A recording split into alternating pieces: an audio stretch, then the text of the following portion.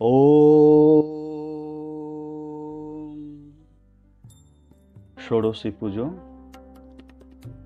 1872 খ্রিস্টাব্দ। জ্যৈষ্ঠ মাসের অর্ধেক গত হয়েছে। অমাবস্যা ফলহারিণী কালিকা পুজোর পুণ্য দিবস।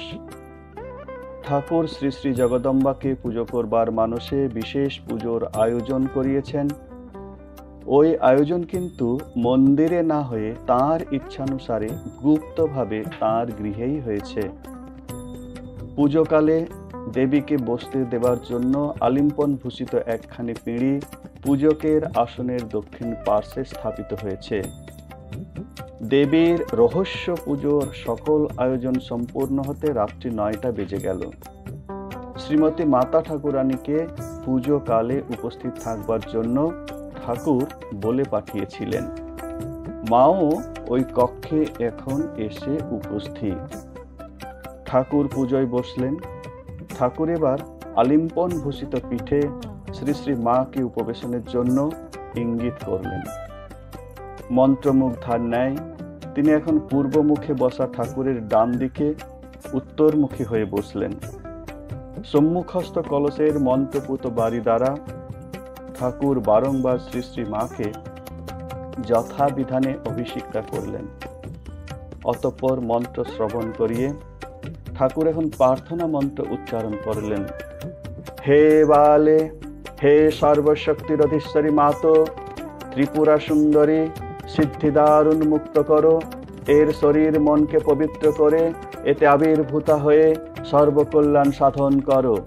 হে বালে, হে সর্বশক্তির অধীশ্বরী মাতো, ত্রিপুরা সুন্দরী, সিদ্ধিদ্বার উন্মুক্ত করো, এর শরীর মনকে পবিত্র করে এতে আবির্ভূতা হয়ে সর্বকল্যাণ সাধন করো। হে বালে, হে সর্বশক্তির অধীশ্বরী মাতো, ত্রিপুরা সুন্দরী, সিদ্ধিদ্বার উন্মুক্ত করো, এর শরীর মনকে পবিত্র করে এতে আবির্ভূতা হয়ে সর্বকল্যাণ সাধন করো।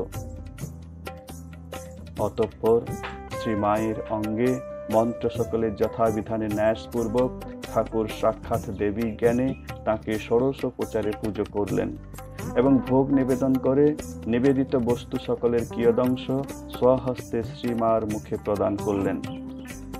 বাহ্য জ্ঞান তিরোহিতা মা সমাধিস্থা হলেন।